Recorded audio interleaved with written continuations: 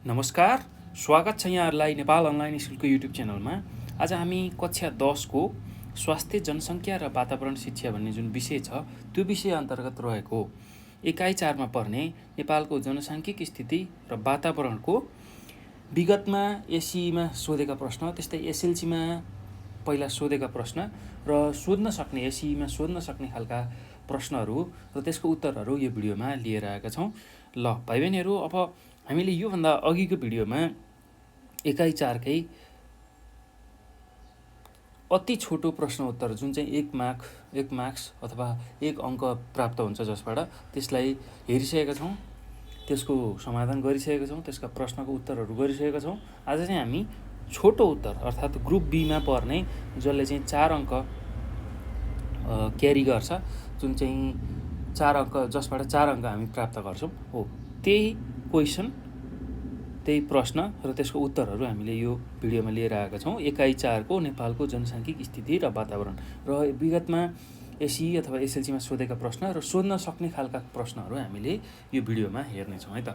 ल अब भाइ बहिनीहरू, हामीले यो छोटो प्रश्न उत्तर लेख्दाखेरि एकदम ध्यान दिनुपर्छ र आफ्नो समय निर्धारण गरेर ठ्याक्कै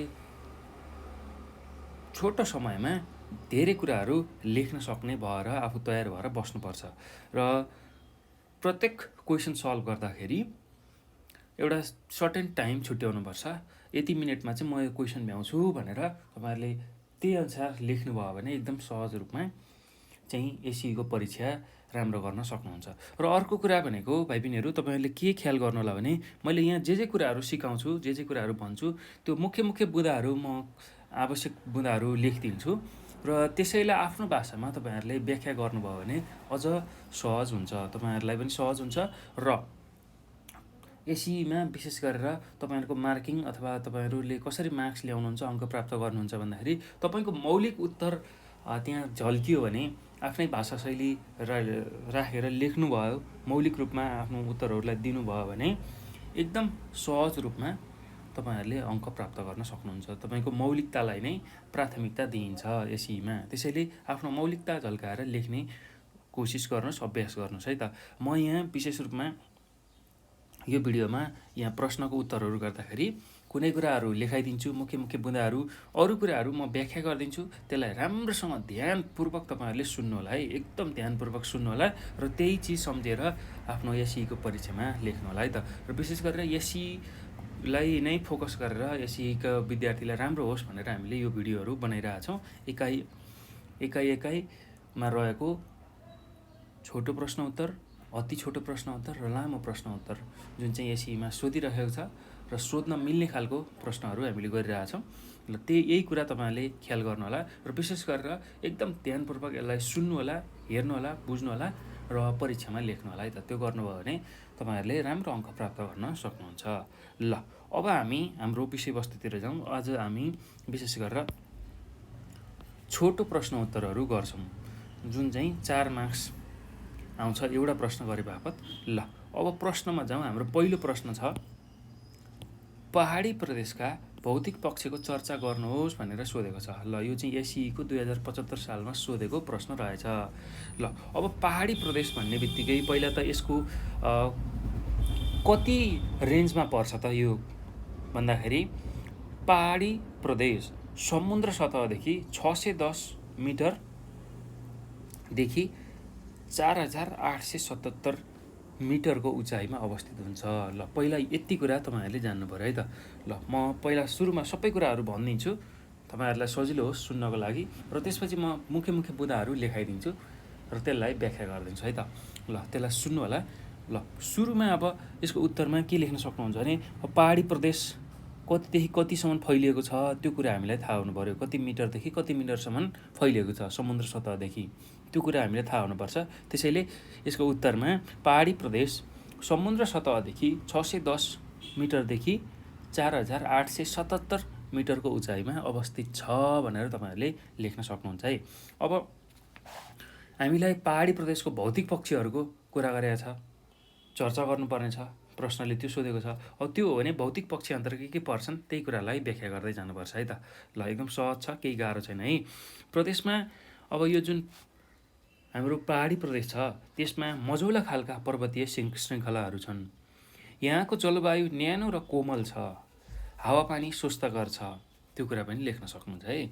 ठाउँ ठाउँमा बाक्ला तथा पातला किसिमका वनजङ्गलहरू पाइन्छन्। यहाँ हावापानी मिल्दा प्राकृतिक बोटबिरुवा, जीवजन्तु र चराचुरुङ्गी पनि पाइन्छन्। त्यो कुरा तपाईँहरूले यसमा नछुटाइकन लेख्नुपर्ने हुन्छ है त। त्यस्तै अब जैविक विविधताको दृष्टिले हेर्दा पनि यो प्रदेश एकदम समृद्ध मानिन्छ। पहाडी प्रदेशको जमिनको बनावट, धरातलीय स्वरूप, हावापानी, जीवजन्तु तथा सामाजिक आर्थिक पक्षहरूमा पाइने भिन्नताले पारिस्थितिक प्रणालीमा पनि भिन्नता ल्याउँछ। पहाडी प्रदेशका भौतिक पक्ष अन्तर्गत फराकिला टारहरू, त्यस्तै बेसीहरू, उपत्यका र पहाडी श्रृङ्खलाहरू रहेका छन्। यही कुरा तपाईँहरूले लेख्नुहोला है। अब नेपालको जुन 77 जिल्लाहरू छ, 77 जिल्लामध्ये 36वटा जिल्ला चाहिँ यस प्रदेशमा पर्छन्। ल हेर्नुहोस् त, हाम्रो 77वटा जिल्लामा चाहिँ 36वटा जिल्ला चाहिँ पहाडी प्रदेशले ओगट्ने रहेछ। पहाडी प्रदेशले नेपालको 42% भूभाग ओगटेको छ। नेपालको 42% भूभाग ओगटेको छ। यहाँ ठुला ठुला टारहरू जस्तै तुमलिङ टार तपाईँले नाम सुन्नु नै भएको होला, त्यस्तै सल्यान टार, बट्ट टार, भालुङ टार तपाईँहरूले सुन्नु पनि भएको होला। अब त्यस्तै गरी ग्वाल टार, कल्लेरी टार आदि पर्दछन् भनेर लेख्न सक्नुहुन्छ है त।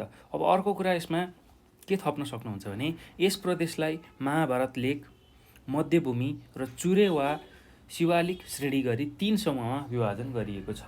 ल यो पनि तपाईँहरूले लेख्न सक्नुहुन्छ है त। अब यी विभिन्न उपप्रदेशका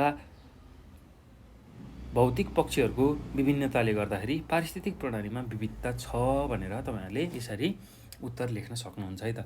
एकदम सहज छ, केही गाह्रो छैन। ल अब यसको उत्तरमा म मुख्य बुँदाहरू मात्रै लेखिदिन्छु है, अरू मैले तपाईँहरूलाई व्याख्या गरिसकेँ, भनिसकेँ।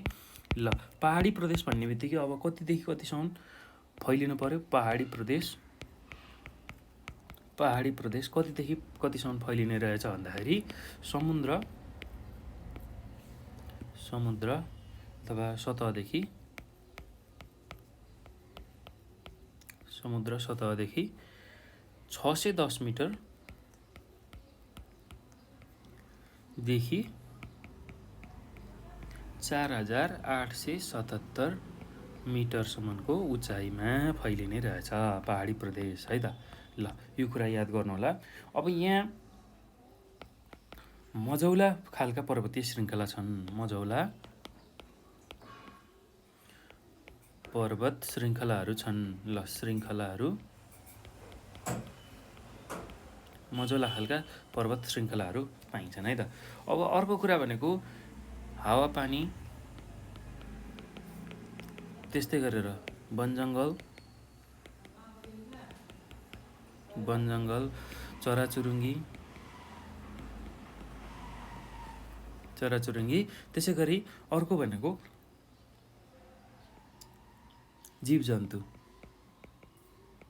अथवा जनावरहरू चाहिँ भिन्न भिन्न छन्, अर्थात् यिनीहरूकोमा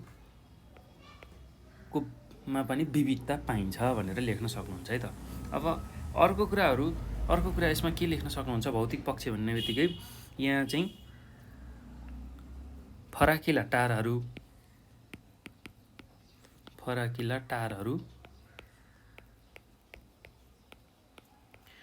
त्यस्तै बेसीहरू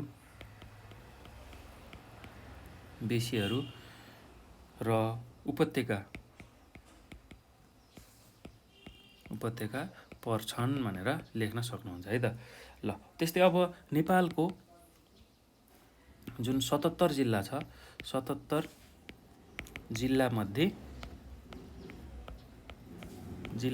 कतिवटा जिल्ला यसले ओगट्छ भन्दाखेरि 36वटा जिल्ला समावेश गर्छ।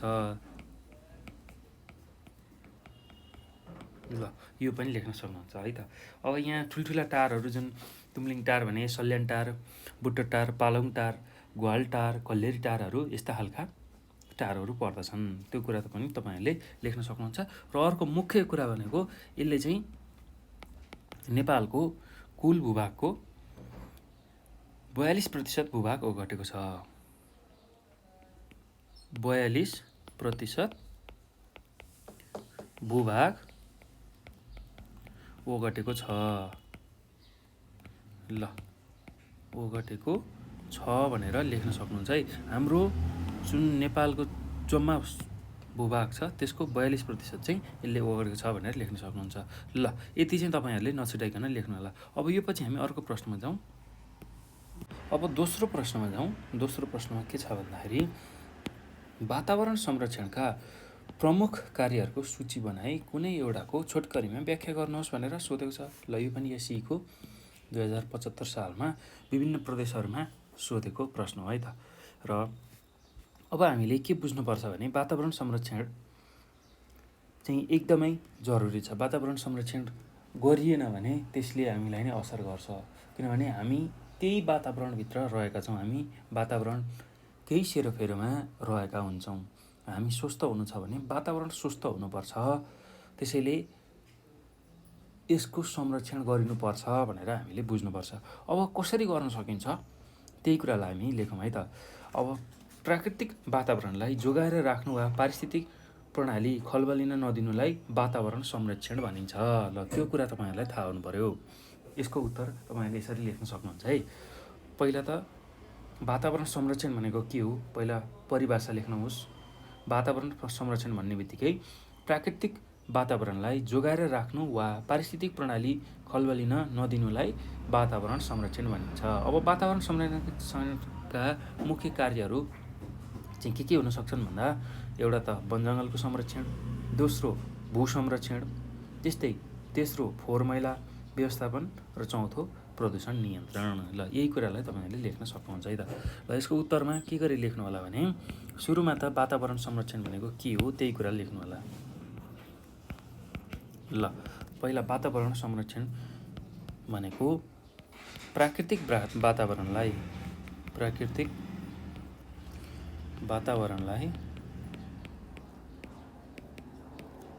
वातावरणलाई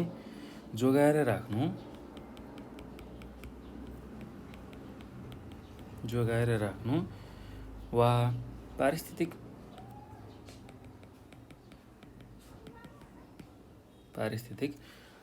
प्रणाली खलबलिन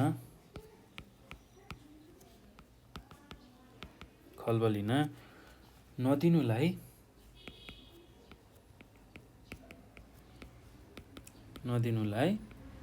वातावरण संरक्षण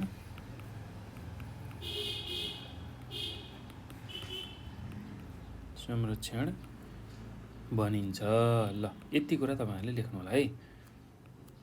अब अर्को कुरा भनेको वातावरण संरक्षणका मुख्य कार्यहरू। ल त्यसको सूची बनाउँदैछु म। अब पहिलो छ है, मैले यहाँ लेखिन त्यो वातावरण संरक्षणका मुख्य कार्यहरू, प्रमुख कार्यहरूमा मैले लेखिन त्यो, तपाईँहरूले भाषा मिलाएर लेख्नुहोस्। म मुख्य बुँदा लेख्छु, त्यसको व्याख्या गर्छु है त। ल पहिलोमा छ वन जङ्गलको संरक्षण।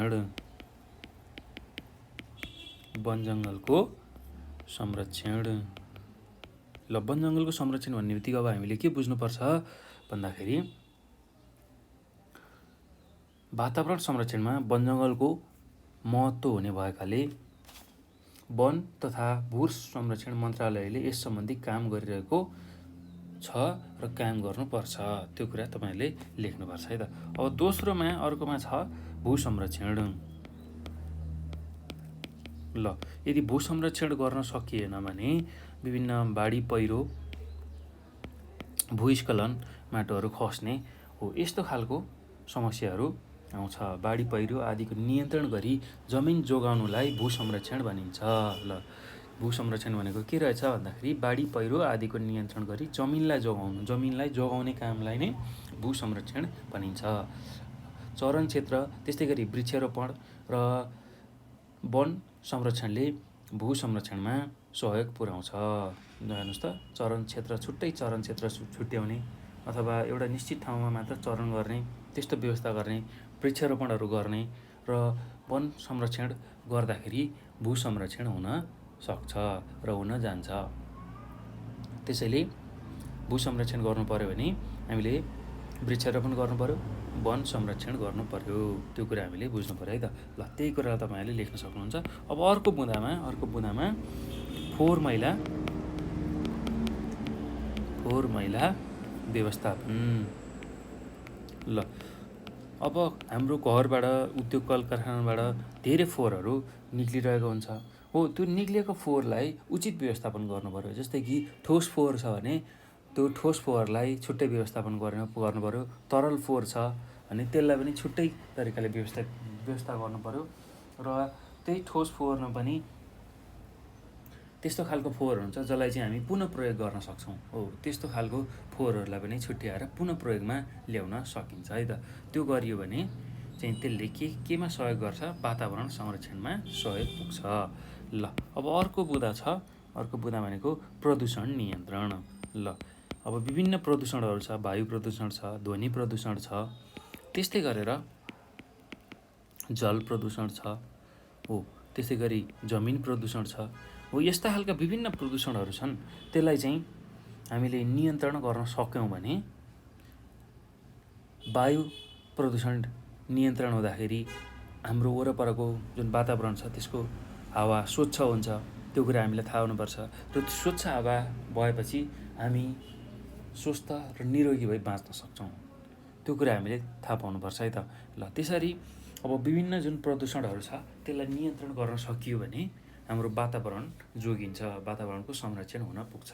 ल यति कुरा तपाईँहरूले लेख्नु होला है त। अब यो पछि हामी अर्को प्रश्नमा जाउँ। अर्को प्रश्न के छ भन्दाखेरि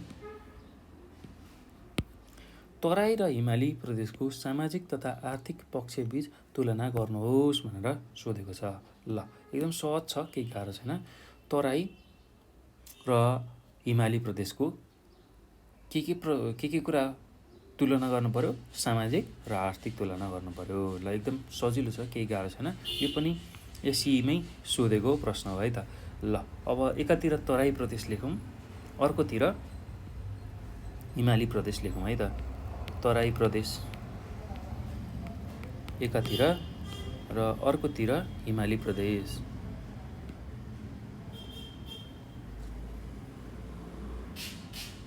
ल यतातिर हिमाली प्रदेश लेखौँ,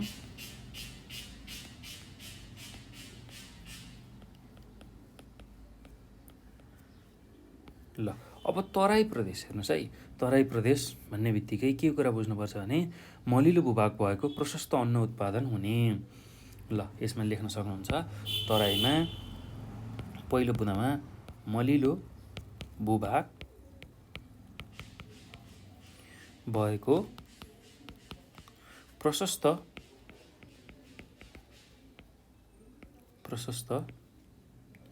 अन्न उत्पादन हुने। ल यो कुरा लेख्न सक्नुहुन्छ। अब हिमाली प्रदेशमा चाहिँ प्रशस्त उत्पादन हुँदैन। उर्वरा भूमि नभएको, ठन्डा जलवायुका कारण खेतीपाती गर्न कठिनाइ हुने भनेर लेख्न सक्नुहुन्छ है त। उर्वर भूमि नभएको,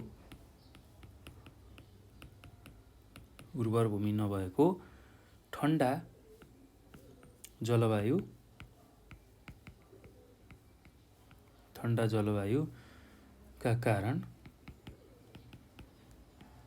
कारण खेतीपाती गर्न कठिनाइ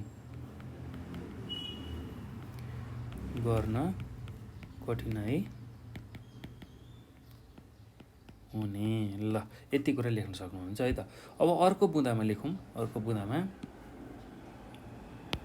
बुँदामा तराई प्रदेशमा है त।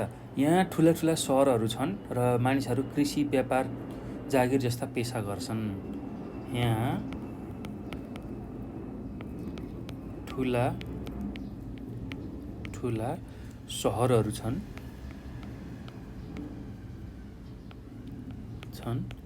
र मानिसहरू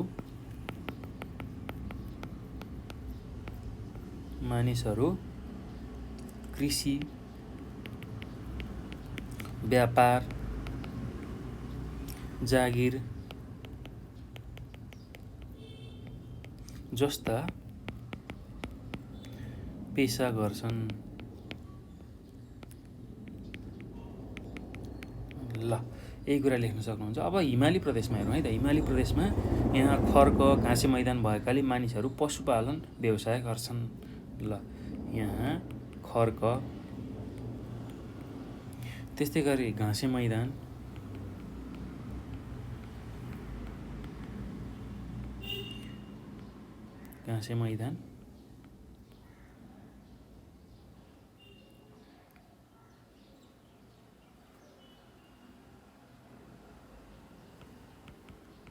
भएकाले मानिसहरू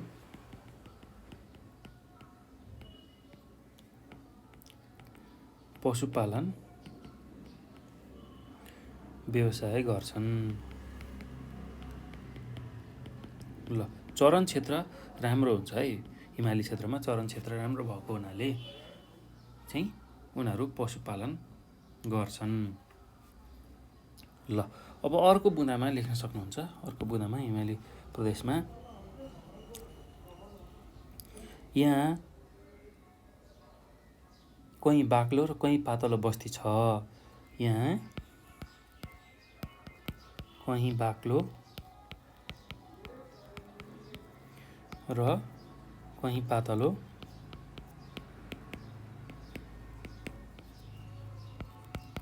बस्ती छ भनेर लेख्न सक्नुहुन्छ है त। अब यहाँ चाहिँ यहाँ बस्ती पातलो छ भनेर लेख्न सक्नुहुन्छ है। अब यहाँ चाहिँ जुन तराई प्रदेश छ त्यहाँ चाहिँ के हुन्छ भन्दाखेरि राजवंशी,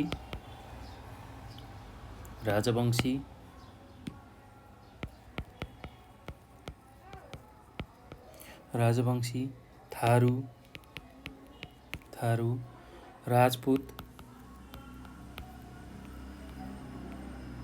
राजपूत, दिमाल,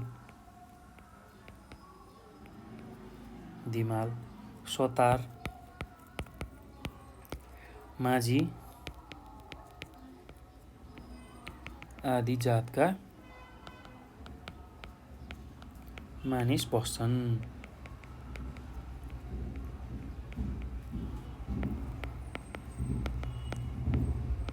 ल अब तराई प्रदेशमा चाहिँ विशेष गरेर तराई प्रदेशमा हामीले लेखिसक्यौँ को जात जाति बस्ने रहेछन् भनेर। अब यता हिमाली प्रदेशमा चाहिँ कस्ता खालका जात जाति बस्छन् भन्दाखेरि शेर्पा, थकाली,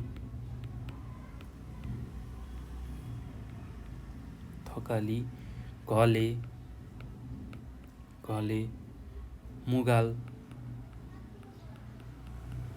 मुगाल, मनाङ्गी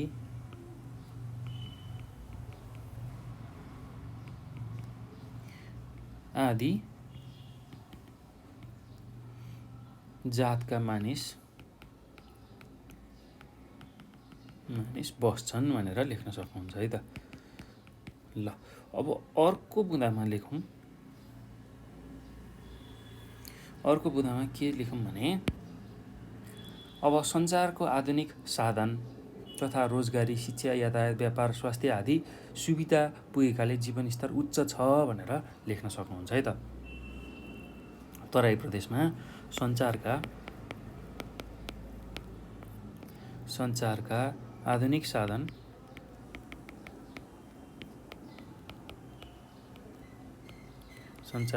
साधन तथा रोजगारी,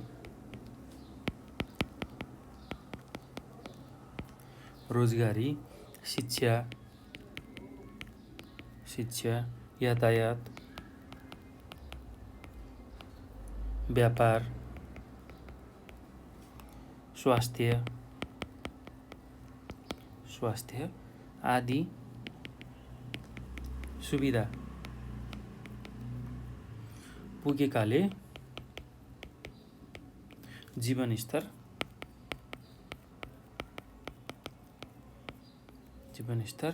उच्च छ भनेर लेख्न सक्नुहुन्छ है त। अब यो त तराई प्रदेशमा हो। अब हिमाली प्रदेशमा यो छ कि छैन भन्दाखेरि यो छैन है। हिमाली प्रदेशमा यो सुविधाहरू पुगेको छैन। ल त्यही कुरालाई अब हामी लेखौँ है। अब यसमा के लेख्न सक्नुहुन्छ भन्दाखेरि यहाँ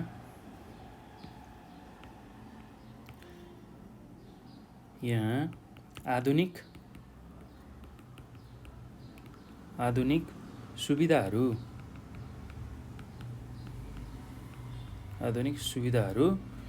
नपुगेकाले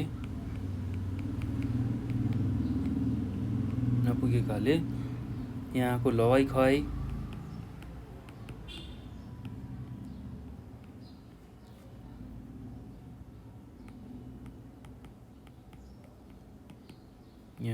खुवाइ पेशा कृषि र जीवन परम्परागत नै रहेको छ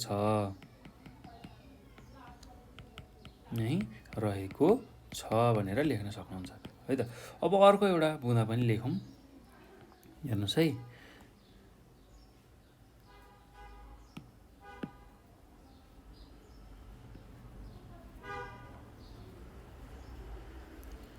ल अब अर्को बुँदामा के लेखौँ भने तराई प्रदेशमा यस क्षेत्रमा विशेष गरी दसैँ, अब चाडपर्वको कुरा गरौँ है, दसैँ तिहार र विशेष गरेर छठ अनि त्यस्तै गरी फागु पूर्णिमा,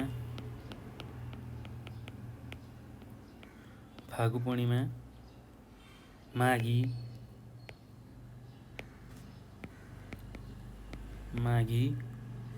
ईद आदि चाडपर्व मनाउँछन्।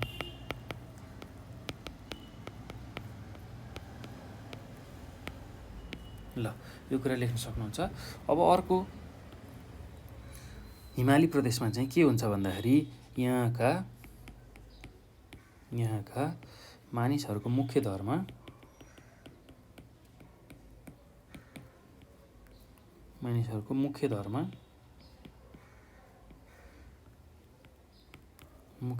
बौद्ध हो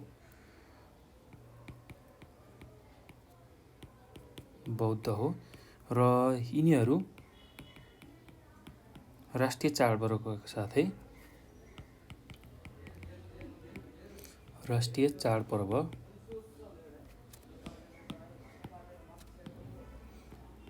पर्वका साथै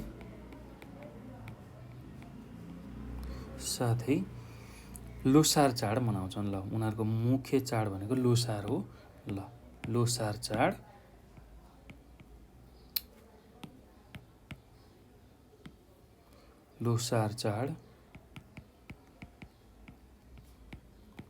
मनाउँछन्। ल यति कुरा तपाईहरुले लेख्न सक्नुहुन्छ है त। ल अब यो पछि हामी अब अर्को प्रश्नमा जाउँ। अर्को प्रश्न के छ भन्दाखेरि तराईको पारिस्थितिक प्रणालीमा परेका असरहरू र त्यसको न्यूनीकरण गर्ने उपायहरू लेख्नुहोस् भनेर सोधेको छ। ल एकदम सहज छ, केही गाह्रो छैन। ल अब यसमा सुरुमा त तराईको पारिस्थितिक प्रणालीमा परेका असरहरूको बारेमा चर्चा गरौँ है त। अब यसमा मैले लेखेँ असरहरू भनेर। ल एकदम सहज छ है, म लेख्दै व्याख्या गर्छु, केही गाह्रो छैन। उत्तरमा असरहरू तराईको पारिस्थितिक प्रणालीमा परेका असरहरू। ल तपाईहरुले चाहिँ यसरी लेख्नुहोस् है, मैले चाहिँ असरहरू मात्रै लेखेँ। ल अब के छ भन्दाखेरि पहिलो असर वन जङ्गलको फडानी।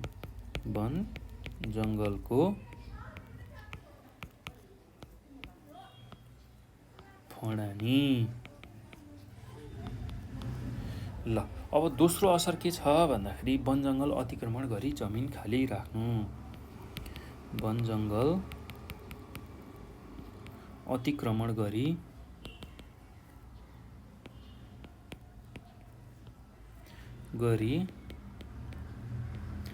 जमिन खाली राख्नु।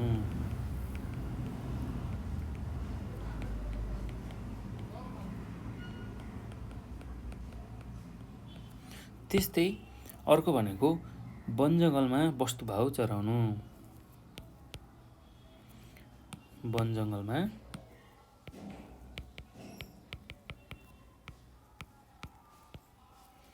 वस्तुभाउ चराउनु। त्यस्तै अर्को भनेको बढ्दो विकासका गतिविधिले पारिस्थितिक प्रणाली बिग्रनु। बढ्दो विकासका गतिविधिले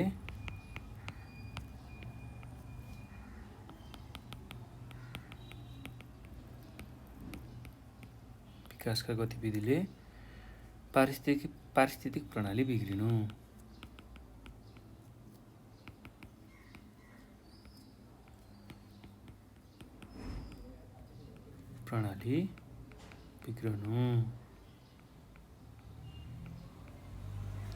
त्यस्तै अर्को भनेको उद्योग धन्दा र कल कारखाना सञ्चालनको कारण वातावरण प्रदूषण हुनु। उद्योग धन्दा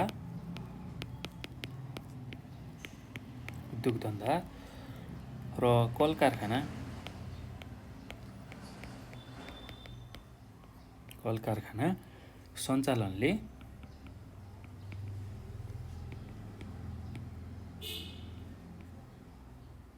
सञ्चालनले वातावरण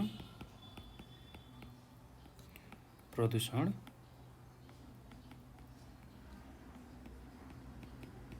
हुनु। ल त्यस्तै अर्को के हो त भन्दाखेरि के असर देखिन्छ भने बाढी पहिरोका कारण भूक्षय तथा जनजीवन नष्ट हुनु। बाढी पहिरोका कारण तराई क्षेत्रमा विशेष गरेर बाढी पहिरो जान्छ। पहिरो भन्दा पनि बाढी पहिरोका कारण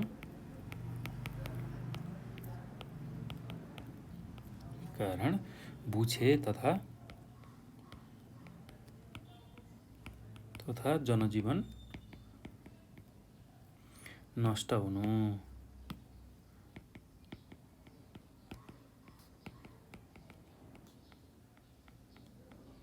ल यति कुरा लेख्नु होला है त। अब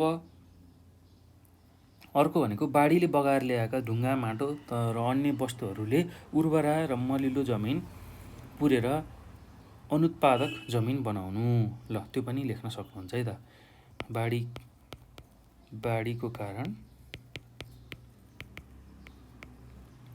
कारण उर्वरा भूमि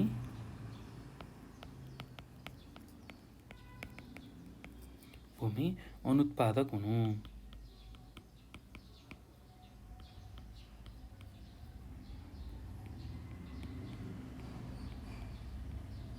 ल यति कुरा तपाईँहरूले लेख्न होला।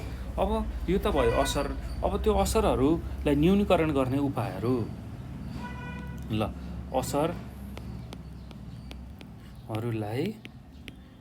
न्यूनीकरण गर्ने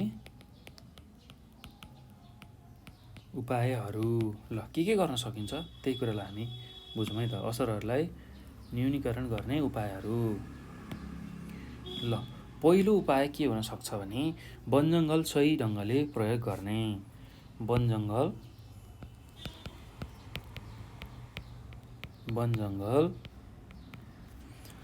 सही ढङ्गले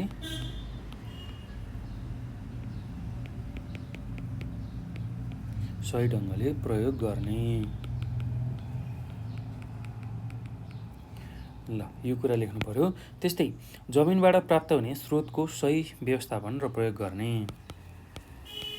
जमिनबाट प्राप्त हुने स्रोतको सही व्यवस्थापन र प्रयोग गर्ने।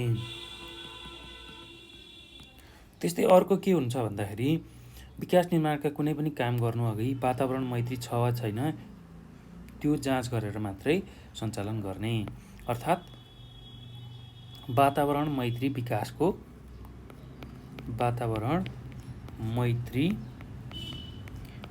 विकासलाई प्राथमिकता दिने।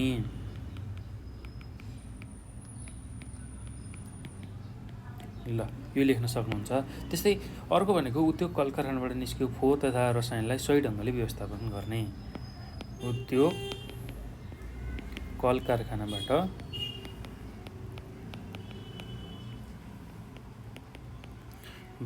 निस्किएको फोहोर र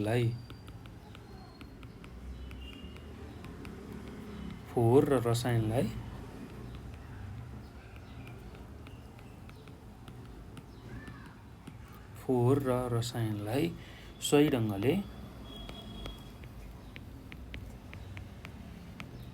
ढङ्गले व्यवस्थापन गर्ने।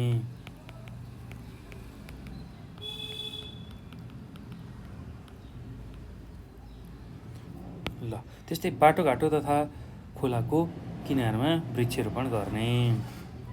बाटोघाटो तथा खोलाका किनारमा वृक्षारोपण गर्ने।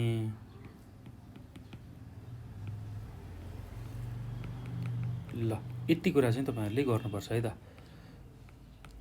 यो तराईको जुन पारिस्थितिक प्रणालीमा परेको असर छ त्यसलाई न्यूनीकरण गर्न यी उपायहरू गर्न सकिन्छ।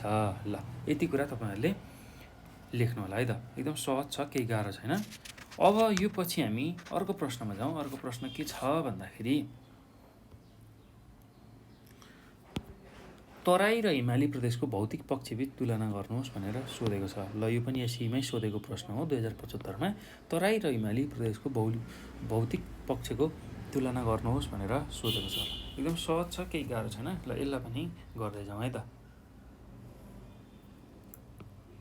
अब हिमाली र तराई प्रदेशको भौतिक पक्षको तुलना गरौँ है त। ल यतापट्टि यसको उत्तरमा यसरी लेखौँ। यतापट्टि तराई प्रदेश लेखौँ, तराई प्रदेश।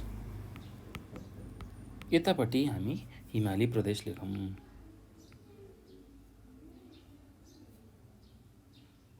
हिमाली प्रदेश। ल अहिले हामीले के तुलना गर्दैछौँ भन्दाखेरि भौतिक पक्ष। र त्यो पनि लेखौँ है त। भौतिक पक्ष तुलना गर्दैछौँ। ल एकदम सहज छ, केही गाह्रो छैन।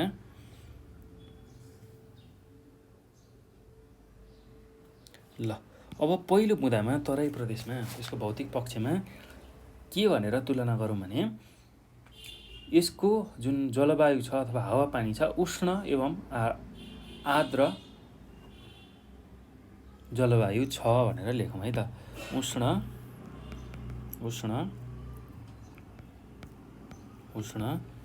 एवं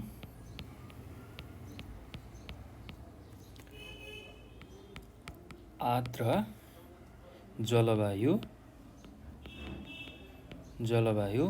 छ भनेर लेखौँ। अब हिमाली प्रदेशमा कस्तो खालको हावापानी छ भन्दाखेरि चिसो र ठन्डा हावापानी छ भनेर लेखौँ है त। त्यस्तै गरेर अब तराई प्रदेशमा जमिन समथर छ। जमिन समथर छ। त्यस्तै गरेर हिमाली प्रदेशमा जमिन समथर छैन। ठुल्ठुला डाँडा हिमाल तथा भिरालो जमिन छ। ठुल्ठुला डाँडा हिमाल तथा भिरालो जमिन छ।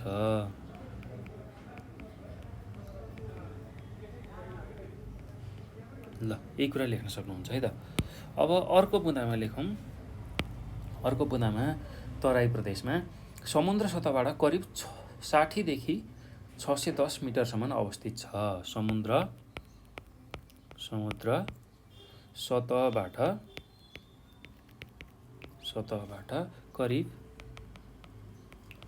60 देखि 610 मिटर मिटरसम्म अवस्थित छ।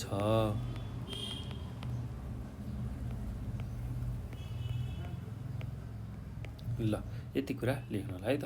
अब अर्कोमा हिमाली प्रदेशमा चाहिँ कतिदेखि कति मिटरसम्म भन्दाखेरि समुद्र सतहबाट करिब 4877 मिटरदेखि 8848 मिटरसम्म अवस्थित छ भनेर लेख्न सक्नुहुन्छ है त। समुद्र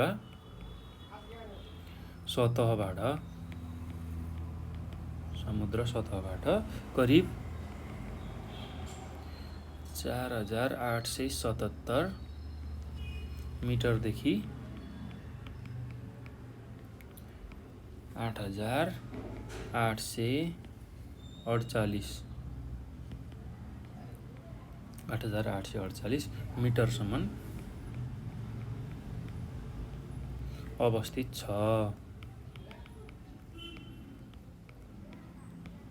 ल अब त्यसै गरी अब फेरि तराई प्रदेशमा के लेख्न सकिन्छ भने जमिन मलिलो र पाँगो माटोयुक्त छ भनेर लेख्न सक्नुहुन्छ है त। जमिन मलिलो र पाँगो माटोयुक्त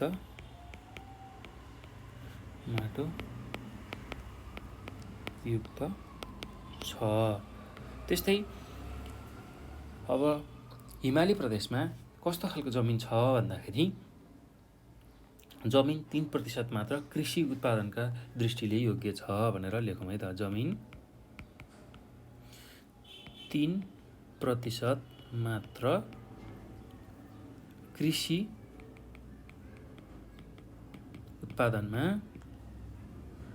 उत्पादनमा योग्य छ भनेर लेख्न सकिन्छ।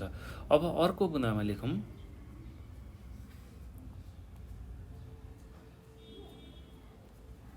ल अर्को बुँदामा के छ भन्दाखेरि सबै क्षेत्रमा यातायातको सुविधा पुगेको छ भनेर लेखौँ है। तराई प्रदेशमा सबै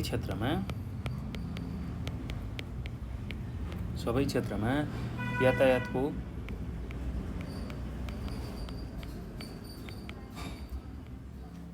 सुविधा पुगेको छ।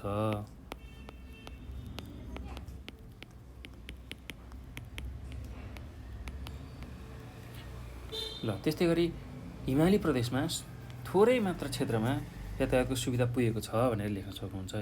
थोरै मात्रै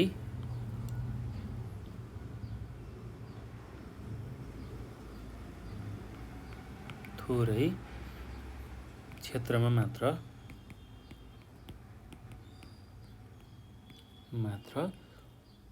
यातायातको सुविधा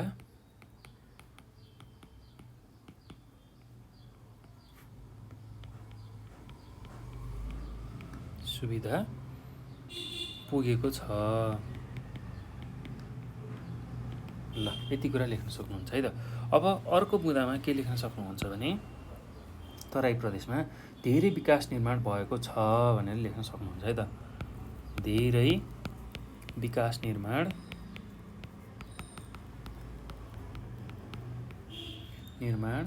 भएको छ। त्यस्तै अब हिमाली प्रदेशमा थोरै मात्र विकास निर्माणका कार्यहरू भएको छ भनेर लेख्न सक्नुहुन्छ।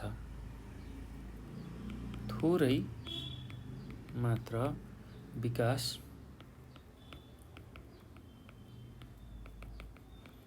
निर्माणका कार्य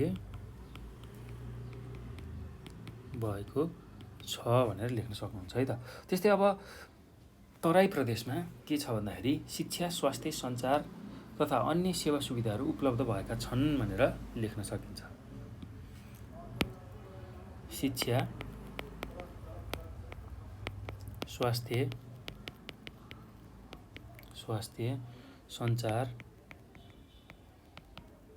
सञ्चार तथा अन्य सेवा सुविधाहरू सेवा सुविधाहरू उपलब्ध भएका छन्।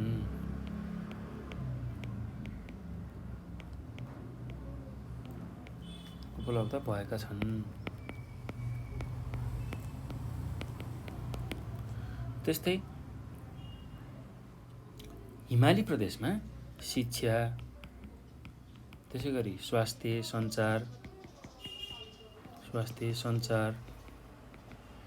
सञ्चार तथा अन्य सेवा सुविधाहरू कम उपलब्ध छन् भनेर लेख्न सक्नुहुन्छ है त।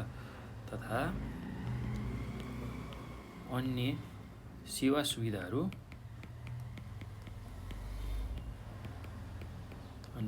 सुविधाहरू कम उपलब्ध भएका छन्। ल यति कुरा तपाईँहरूले लेख्न सक्नुहुन्छ है त।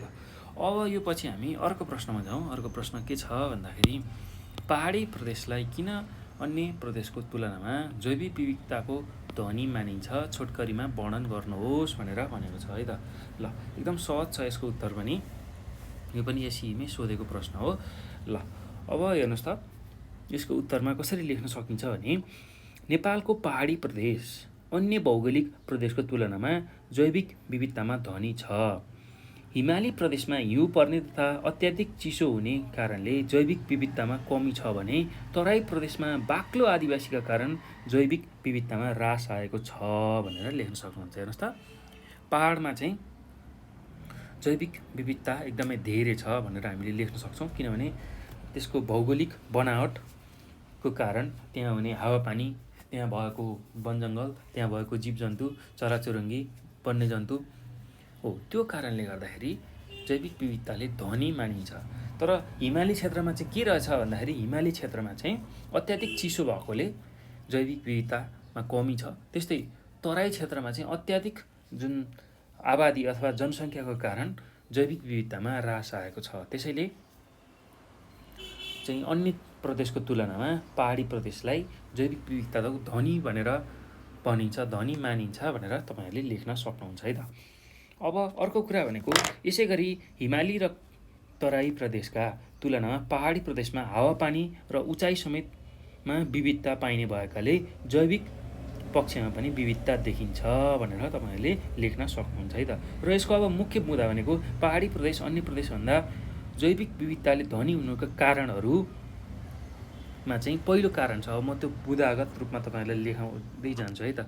ल अब धनी हुनुको कारण, ल यसको उत्तरमा यसरी लेख्न सकिन्छ। पहाडी प्रदेश अन्य प्रदेशको तुलनामा जैविक विविधतामा धनी हुनुको कारणहरू,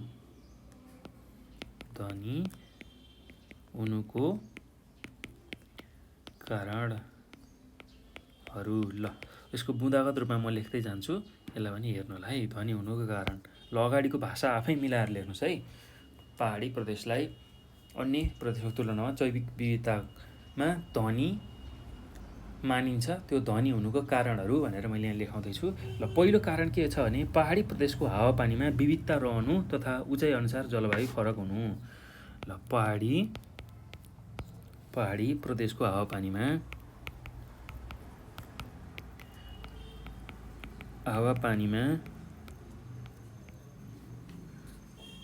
विविधता रहनु,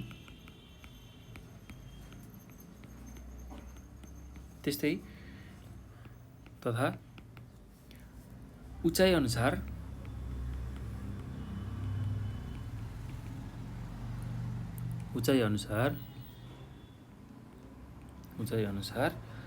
जलवायु फरक हुनु।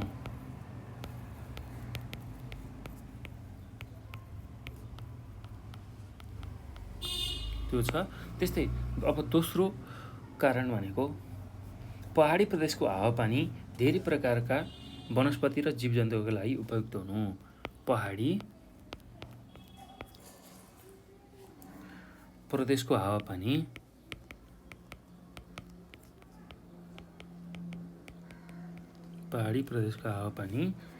धेरै प्रकारका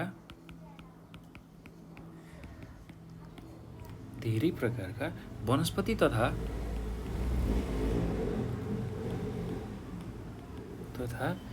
जीवजन्तुहरूका लागि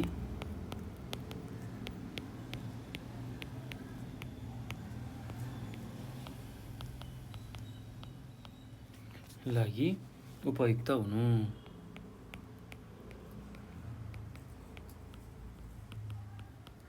ल त्यस्तै गरेर अर्को यसको कारण भनेको जैविक विविधताले पहाडी प्रदेश धनी हुनुको कारण भनेको पहाडको मोहडा, त्यस्तै उचाइ र भूबनोटको विभिन्न जीव र वनस्पतिको लागि उपयुक्त हुनु। जुन पहाडको मोहडा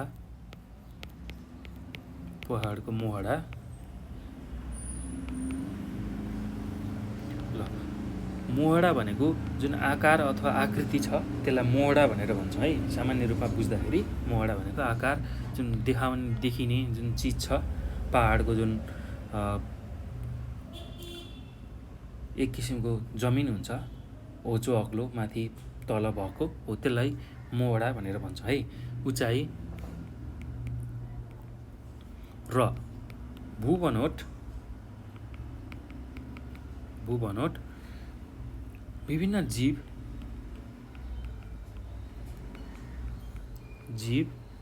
र वनस्पतिका लागि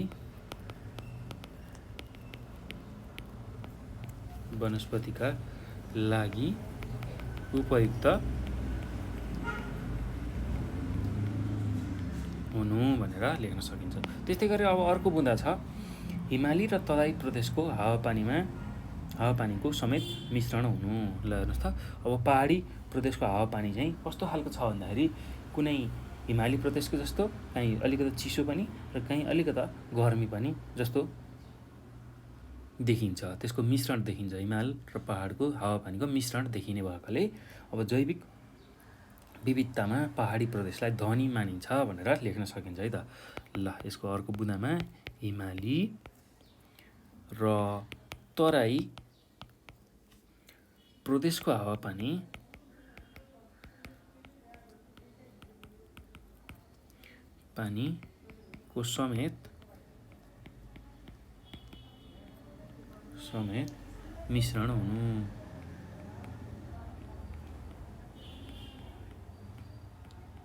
ल यति कुरा तपाईँहरूले लेख्न सक्नुहुन्छ है त। एकदम सहज छ, केही गाह्रो छैन। ल अब यो पछि हामी अर्को प्रश्नमा जाउँ। अर्को प्रश्न हाम्रो के छ भन्दाखेरि हिमाली प्रदेशको भौतिक पक्षीसँग जैविक पक्षी कसरी निर्भर रहेको छ संक्षेपमा वर्णन गर्नुहोस् भनेर सोधेको छ। ल 2075कै एसीमा सोधेको प्रश्न हो। एकदम सहज छ है, केही गाह्रो छैन। ल अब यसलाई म व्याख्या गर्छु, तपाईँहरूले सुन्नु होला है, एकदम ध्यानपूर्वक सुन्नु होला र लेख्नु होला। ल हिमाली प्रदेशको भौतिक पक्षीसँग जैविक पक्षी कसरी निर्भर रहेको छ भनेर प्रश्नले सोधेको छ। अब पहिला त हिमाली प्रदेश चाहिँ कतिदेखि कतिको आसपासमा पर्छ, कतिमा अवस्थित छ, कति मिटरको उचाइमा भनेर बुझौँ है त। हिमाली प्रदेश करिब समुद्र सतहदेखि 4877 मिटरदेखि 8848 मिटर उचाइसम्म फैलिएको हुँदा उचाइअनुसार हावापानीमा पनि विविधता पाइन्छ। त्यो कुरा हामीले बुझ्नु पऱ्यो है त। त्यस्तै भू बनावट र हावापानीको विविधताले गर्दाखेरि वनस्पति र जीवजन्तु तथा पक्षीहरूमा समेत विविधता पाइन्छ। हेर्नुहोस् त, यही भू बनावट र हावापानीको विविधताले गर्दाखेरि त्यहाँ पाइने वनस्पति, जीवजन्तु, पशुपक्षीमा समेत फरक विविधता पाइने रहेछ। फरक भिन्न चिज पाइने रहेछ। त्यो कुरा हामीले बुझ्नु पऱ्यो है त। अब अर्को कुरा भनेको यहाँको मौसम अनुसार जौ वा तिते फापर, त्यस्तै गरी गहुँ, मकै आदि बालीहरूको खेती गरिन्छ। हेर्नुहोस् त, विशेष गरेर हिमाली क्षेत्रमा चाहिँ के हुने रहेछ भन्दा मौसम अनुसारको जुन बालीहरू छ, जौ, तिते फापर, आलु, गहुँ, मकै आदि त्यस्तो खालको बालीहरूको मात्रै खेती गरिने रहेछ। भौगोलिक अवस्थितिको कारणले जीवजन्तु र वनस्पतिमा पनि त्यहाँको परिवेशसँग अन्तर सम्बन्धित हुन्छन्। त्यो कुरा हामीले बुझ्नु पऱ्यो है त। त्यस्तै स्याउ, कागती र अन्य अमिला जातका फलफुलहरू चाहिँ हिमाली प्रदेशमा लगाइन्छ अथवा पाइन्छ। त्यो कुरा हामीले बुझ्नुपर्छ। लेकाली वनजङ्गलमा घाँसे मैदान छन्। गुराँस, त्यस्तै गरी गोब्रे सल्लो, धुपी, देवदार, भोजपत्र जस्ता बोटबिरुवाहरू पाइन्छन्। त्यस्तै घोरल, हिउँचितुवा, बँदेल, कालो भालु, डाँफे, मुनाल, कालिज जस्ता पशुपक्षीहरू यस प्रदेशको जङ्गलमा पाइन्छन्। त्यस्तै हावापानी ठन्डा र हिमपात बढी हुने भएकाले त्यस्तो वातावरणमा रहन सक्ने क्षमता भएका वनस्पति र जीवजन्तु मात्रै यस क्षेत्रमा पाइन्छन्। यहाँको भौतिक पक्षसँग सम्बन्धित रहेर जैविक पक्षको अस्तित्व रहेको कारणले भौतिक पक्षसँग जैविक पक्ष निर्भर रहेको छ भनेर तपाईँहरूले लेख्न सक्नुहुन्छ है त। र एकदम सहज छ, केही गाह्रो छैन। पहिला त हिमाली प्रदेश कतिदेखि कतिसम्म अवस्थित छ त्यसलाई तपाईँहरूले जान्नु पर्यो। त्यो भनेको 4877 अर्थात् 4877 यसको उत्तरमा यसरी लेख्न सक्नुहुन्छ। यसको उत्तरमा अब हिमाली प्रदेश कतिदेखि कतिमा फैलिएको छ भन्दाखेरि हिमाली प्रदेश यसरी 4877 मिटरदेखि 8848 मिटरको उचाइसम्म। ल यति कुरा हामीले बुझ्नु पर्यो है त। यो चाहिँ कहाँबाट भन्दा समुद्र सतहदेखि।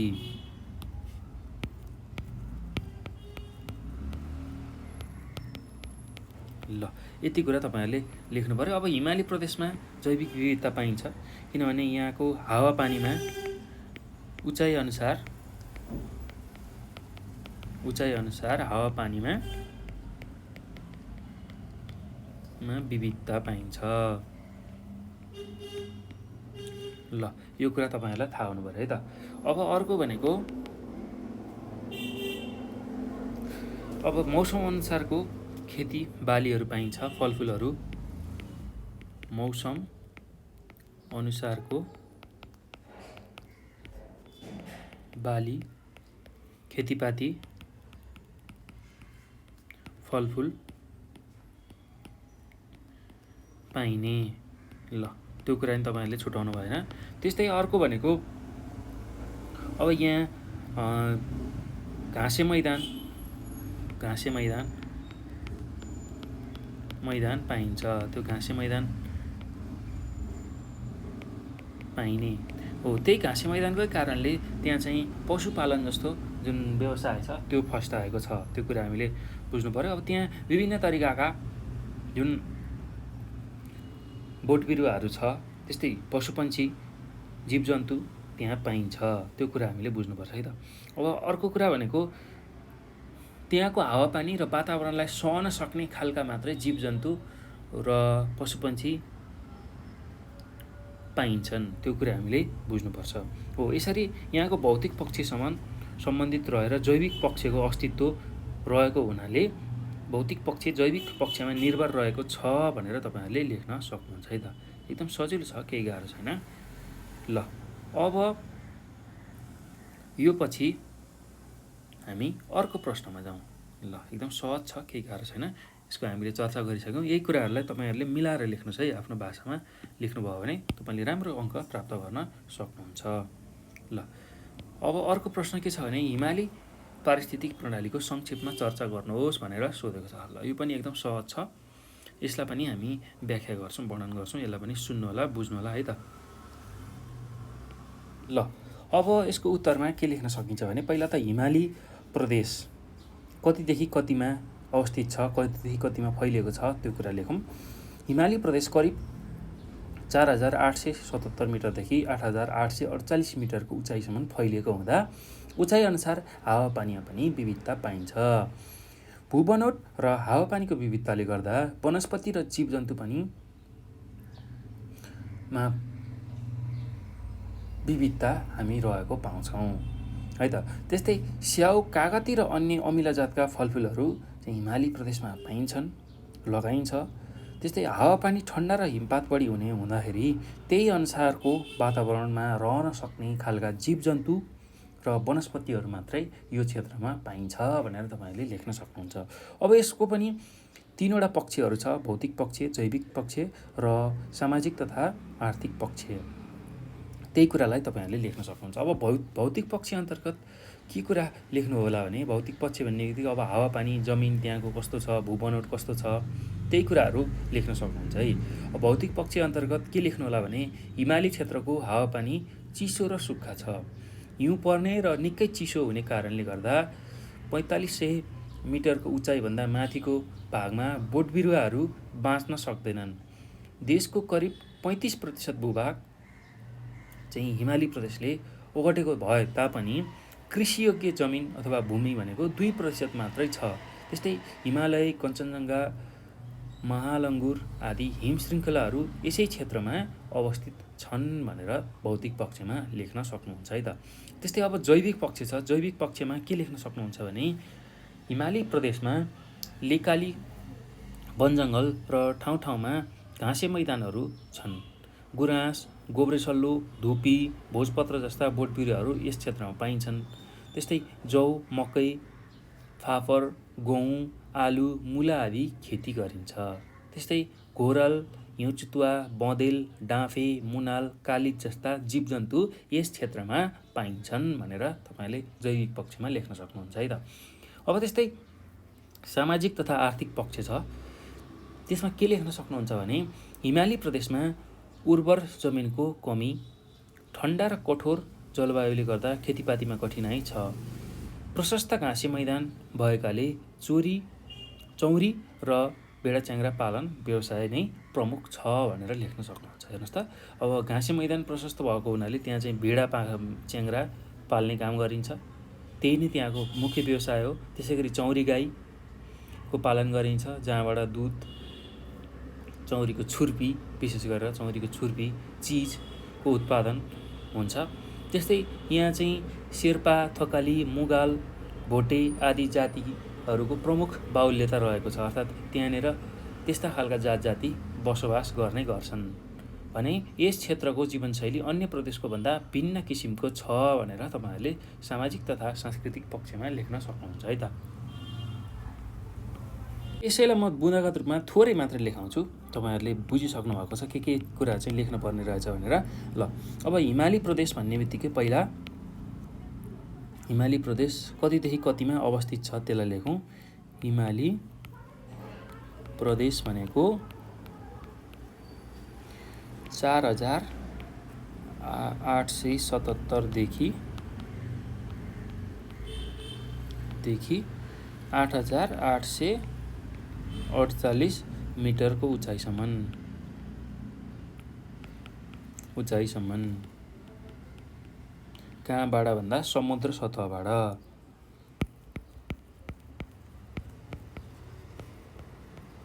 ल, अब त्यही अनुसारको, यही उचाइ अनुसारकै हावापानीमा विविधता पाइन्छ।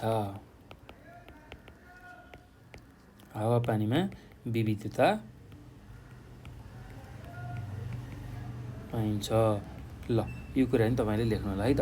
अब यही विविधताको कारण, हावापानीमा विविधता कारण भएको कारणले वनस्पति र जीवजन्तुमा समेत विविधता पाइन्छ। वनस्पति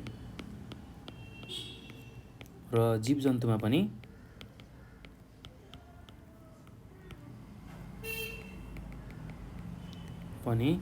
विविधता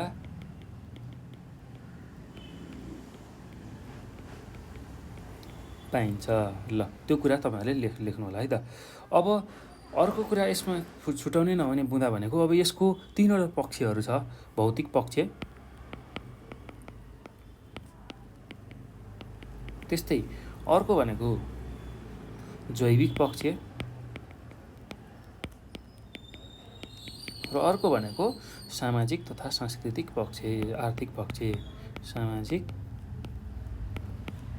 तथा आर्थिक पक्ष।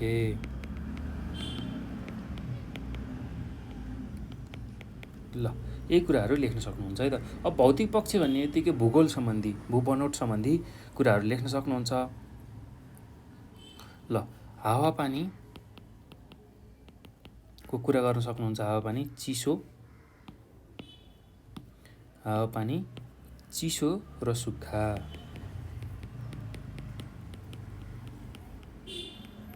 ल, यही कुरालाई आफ्नो भाषामा मिलाएर लेख्नु होला है त। 35% भूभाग ओगटेको। 35% भूभाग ओगटेको। जम्मा 2% खेतीयोग्य जमिन। ल यति कुरा लेख्न सक्नुहुन्छ है त। अब जैविक पक्ष अन्तर्गत वनजङ्गल र घाँसे मैदानहरू रहेका छन्। वनजङ्गल र घाँसे मैदानहरू।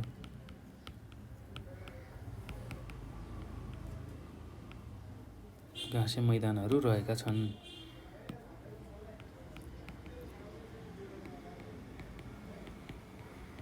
ल त्यस्तै गरी अब यसमा गुराँस, गोब्रेसल्लो,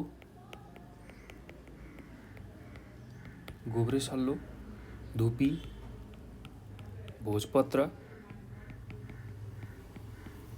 जस्ता बोटबिरुवा वा पाइने। त्यस्तै गरेर घोरल, हिउँचितुवा,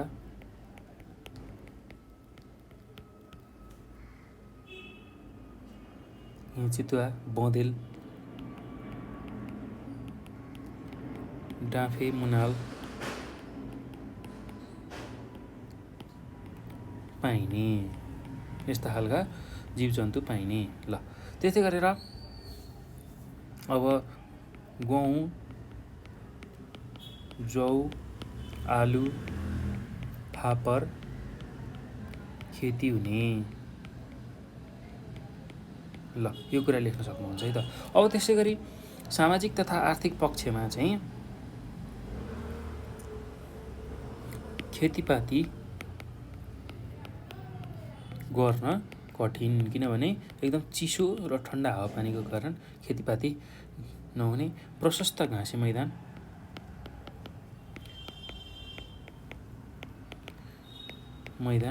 हो। प्रशस्त घाँसे मैदान भएको कारणले त्यहाँ चाहिँ पशुपालन मुख्य व्यवसाय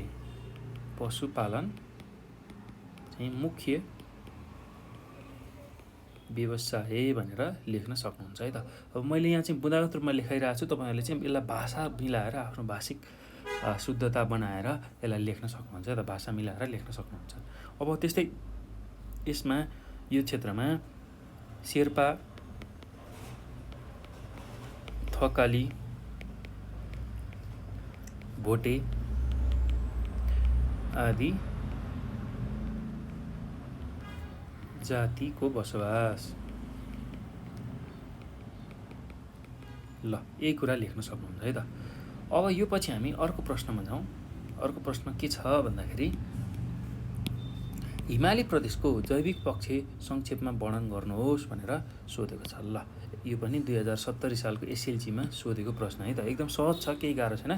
अब जैविक पक्ष भन्ने बित्तिकै हामीले बुझिसक्यौँ त्यहाँ कस्ता खालको जीवजन्तु, त्यसै गरी कस्ता खालका वनजङ्गल, कस्ता खालका बोटबिरुवा, कस्ता खालको खेतीपाती, त्यो कुराहरू पाइन्छन्। त्यही कुरालाई हामीले लेख्नु पर्यो। ल भर्खरै योभन्दा अघिको माथिको जुन प्रश्न छ त्यसमा पनि त्यही कुरा लेखेको है त। अब यसमा म सरसर्ती भनिदिन्छु, तपाईँहरू आफै लेख्नुलाई यसको लागि म भनिदिन्छु। अब सुरुमा हिमाली प्रदेश भनेको कतिदेखि कति उचाइमा पर्छ त्यो लेख्नु पर्यो। हिमाली प्रदेश जहिले पनि समुद्र सतहबाट करिब 4877 मिटरदेखि 8848 मिटरको उचाइसम्म फैलिएको हुन्छ र त्यसरी यो उचाइसम्म फैलिएको हुँदा उचाइअनुसार हावापानीमा पनि विविधता पाइन्छ। त्यस्तै भूबनोट र हावापानीको विविधताले गर्दा त्यहाँ हुने जीवजन्तु र वनस्पति तथा पशुपन्छीमा समेत विविधता पाइन्छ। त्यस्तै जौ वा तितेफापर, गहुँ, मकै, आलु आदि बालीहरूको त्यहाँ खेती गरिन्छ। स्याउ, कागती र अन्य अमिला जातका फलफुलहरू त्यहाँ लगाइन्छ। लेकाली वनजङ्गलमा घाँसे मैदानहरू छन्। गुराँस, गोब्रेसल्लो, धुपी, देवदार, भोजपत्र जस्ता बोटबिरुवाहरू पाइन्छन्। घोरल, हिउँचितुवा, बँदेल, कालो भालु, डाँफे मुनाल, कालिज जस्ता पशुपन्छीहरू यस प्रदेशको जङ्गलमा पाइन्छन्। हावापानी ठन्डा र हिमपात बढी हुने भएकाले त्यस्तो वातावरणलाई सहन सक्ने क्षमता भएका बोटबिरुवा र वनस्पति, त्यस्तै गरी जीवजन्तु, जनावर, चराचुरुङ्गीहरू यस क्षेत्रमा पाइन्छन् भनेर तपाईँहरूले लेख्न सक्नुहुन्छ है त। एकदम सहज छ, केही गाह्रो छैन। ल अब यो पछि हामी अर्को प्रश्नमा जाउँ। अर्को प्रश्नमा पनि के सोधेको छ भन्दा पहाडी प्रदेश र हिमाली प्रदेशको पारिस्थितिक प्रणालीमा के भिन्नता पाइन्छ भनेर सोधेको छ। ल एकदम सहज छ है यसको उत्तर पनि। ल त्यही कुरालाई हामी अब व्याख्या गर्दैछौँ। ल अब पक्कै पनि प्रदेशअनुसार नै पारिस्थितिक प्रणाली पनि फरक छ र पहाडी प्रदेशलाई पारिस्थितिक प्रणालीको धनी मानिन्छ किनभने यहाँ त्यही अनुसारको वनजङ्गल बोटबिरुवा पाइन्छन्। त्यस्तै यस क्षेत्रमा जुन पहाडी क्षेत्रमा जुन हामीले चर्चा गरिरहेका छौँ, पहाडी क्षेत्रमा हिमाल र तराईको जुन मौसम छ, हावापानी छ, त्यसको पनि सम्मिश्रण पाइने भएको हुनाले यसलाई चाहिँ पारिस्थितिक प्रणालीमा धनी छ भनेर भन्न सकिन्छ। त्यस्तै हिमाली प्रदेशको पारिस्थितिक प्रणालीमा पनि अब विभिन्न विविधता पाइन्छ किनभने त्यहाँको हावापानी चिसो ठन्डा भएको हुनाले त्यही अनुसारको बोटबिरुवा, त्यही अनुसारको जीवजन्तुहरू पाइन्छन् भनेर तपाईँहरूले लेख्न सक्नुहुन्छ है त। अब यसको उत्तर म भन्छु, पहिला हिमाली क्षेत्रको भन्छु र पहाडी क्षेत्रको भन्छु। त्यो दुईटैलाई तपाईँहरूले सुनेर लेख्नु होला है। मैले यहाँभन्दा माथि धेरै लेखाइसकेको छु, यसको विशेष गरेर हिमाली प्रदेश पहाडी प्रदेशको विशेषताहरू लेखाइसकेको छु। त्यही कुरालाई म व्याख्या गर्छु र आफैले त्यसलाई भाषा मिलाएर लेख्नु होला है। ल अब यसको उत्तरमा कसरी लेख्न सकिन्छ भने हिमाली र पहाडी क्षेत्र त्यहाँको भूबनौट, हावापानी, तापक्रम आदि अनुसार फरक प्रकृतिको भएको हुँदा यी दुई ठाउँको पारिस्थितिक प्रणालीमा पनि फरक पाइन्छ भनेर सुरुमा लेख्न सक्नुहुन्छ। अब त्यसपछि हिमाली प्रदेशको बारेमा लेख्न सक्नुहुन्छ। हिमाली प्रदेशको पारिस्थितिक प्रणालीमा त्यसमा के लेख्न सक्नुहुन्छ भने तपाईँहरूले हिमाली प्रदेश नेपालको उत्तरी भागमा करिब 4877 मिटरदेखि 8848 मिटरको उचाइमा अवस्थित छ। यस प्रदेशको हावापानी ठन्डा, सुक्खा र वातावरण ओसिलो छ भनेर लेख्न सक्नुहुन्छ है। अब यहाँ विभिन्न हिमशृङ्खलाहरू रहेका छन्। यहाँका वनमा गुराँस, सल्लो, धुपी, देवदार, भोजपत्र जस्ता वनस्पतिहरू पाइन्छन्। तर 4000 मिटर उचाइभन्दा माथि झाडी र बुट्यान खालको बिरुवाहरू मात्र पाइन्छन्। कृषिबालीमा जौ, फापर, मकै, आलु, मुला, सागपात, स्याउ, कागतीहरू नै प्रमुख हुन्। घोरल, हिउँचितुवा, बँदेल, कालो भालु, डाँफे मुनाल, कालिज जस्ता पशुपन्छीहरू यहाँका जङ्गलमा पाइन्छन्। कृषिजन्य र उर्वरा भूमि चाहिँ यो क्षेत्रमा कम छ, त्यो पनि लेख्न सक्नुहुन्छ है। त्यस्तै जलवायु ठन्डा, कठोर र समय समयमा हुने हिमपातले खेतीपाती र वनस्पतिलाई हुर्कन, फुल्न र फल्नमा कठिनाइ हुन्छ। यस क्षेत्रमा प्रशस्त मात्रामा घाँसे मैदानहरू भएको हुनाले चौरी गाई, भेडा बाख्रा, च्याङ्ग्रा पालन चाहिँ यहाँको मुख्य पेसा हो भनेर तपाईँहरूले लेख्न सक्नुहुन्छ है। ल हिमाली प्रदेशको पारिस्थितिक प्रणालीमा यही कुराहरू लेख्न सक्नुहुन्छ। अब अर्को भनेको पहाडी प्रदेशमा पनि हामीले लेख्नुपर्नेछ। पहाडी प्रदेशको चाहिँ पारिस्थितिक प्रणाली कस्तो छ त्यसलाई पनि हामीले व्याख्या गर्नुपर्नेछ। ल अब पहाडी प्रदेशमा तपाईँहरूले के लेख्न सक्नुहुन्छ भने पहाडी प्रदेश भन्ने बित्तिकै पहाडी प्रदेश समुद्र सतहदेखि 610 मिटरको उचाइदेखि 4870 मिटरको उचाइसम्म अवस्थित छ अथवा फैलिएको छ भनेर पहिलो बुँदा लेख्न सक्नुहुन्छ। त्यस्तै गरेर यस प्रदेशमा मझौला खालका पर्वतीय श्रृङ्खलाहरू छन्। यहाँको जलवायु न्यानो र कोमल छ। हावापानी स्वस्थकर छ। ठाउँ ठाउँमा बाक्ला तथा पातला किसिमका वनजङ्गलहरू पाइन्छन्। यहाँका जङ्गलहरूमा साल, कटुस, चिलाउने, बाँस, सिमल, रानीसल्ला जस्ता वनस्पतिहरू पाइन्छन् र बढी उचाइमा गुराँस, देवदार, खैर आदि पाइन्छन्। त्यस्तै यहाँको प्रमुख बालीहरूमा मकै, गहुँ, कोदो, फापर, भटमास, धान भनेर लेख्न सक्नुहुन्छ है त। त्यस्तै बेसी भागहरूमा जहाँनिर चाहिँ पानीको सुविधा भएको छ, पानीको पहुँच भएको छ, त्यस्तो भागमा चाहिँ धान, गहुँ, आलु, तोरी आदिको खेती गरिन्छ। खोला, नदी, तालमा माछाहरू पाइन्छन्। यो क्षेत्रमा पशुपालन र खेतीयोग्य जुन जमिनहरू छ त्यो प्रशस्तै हुन्छ। त्यो कुरा पनि तपाईँहरूले लेख्नु होला है। उर्वरा भूमि हिमाली प्रदेशको तुलनामा प्रशस्त छ। ल हेर्नुहोस् त, हिमाली प्रदेशमा जम्मा 2% खेतीयोग्य जमिन थियो भने यसमा चाहिँ लगभग 42% जमिन चाहिँ ओगटेको छ यसले र त्यसमा खेतीयोग्य जमिन पनि प्रशस्तै रहेको छ। र खेतीपाती र पशुपालन यहाँका मानिसहरूको मुख्य व्यवसाय हो। खेतीपाती र पशुपालन यहाँका मानिसहरूको प्रमुख व्यवसाय हो भनेर तपाईँहरूले लेख्न सक्नुहुन्छ है त। एकदम सहज छ, केही गाह्रो छैन। ल अब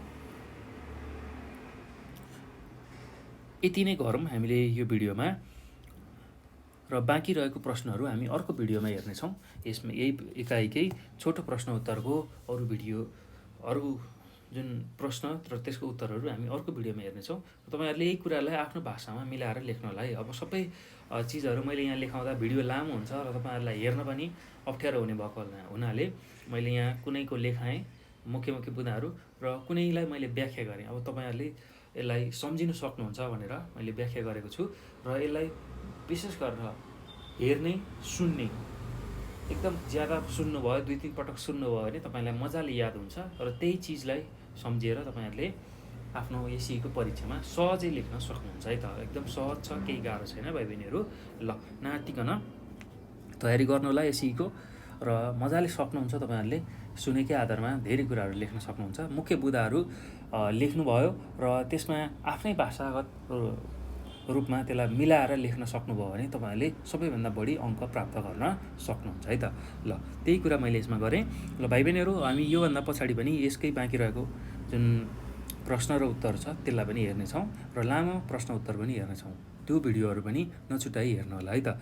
ल भाइ बहिनीहरू, अब यो भिडियो हेर्दा तपाईँहरूले धेरै कुराहरू बुझ्नुभएको छ, जान्नुभएको छ। तपाईँहरूलाई यो भिडियो हेर्दा कुनै समस्या भएमा हामीलाई 9849595895 यो नम्बरमा कल गरेर आफ्नो जिज्ञासा समस्याहरू राख्न सक्नुहुन्छ। त्यस्तै गरी यही नम्बरमा भाइबर अथवा वाट्सएपमा पनि हामीसँग जोडिएर आफ्नो जिज्ञासा समस्याहरू राख्न सक्नुहुन्छ। र यो विषय मात्र नभई अन्य विषयहरूको पनि तपाईँहरूले हामीलाई प्रश्न सोध्न सक्नुहुन्छ। हामी त्यसको समाधान लिएर आउनेछौँ है त। ल भाइ बहिनीहरू, तपाईँहरूले यो भिडियो हेरिसकेपछि आफ्नो साथीहरूलाई यसको बारेमा जानकारी दिनुहोला, सेयर गर्नुहोला।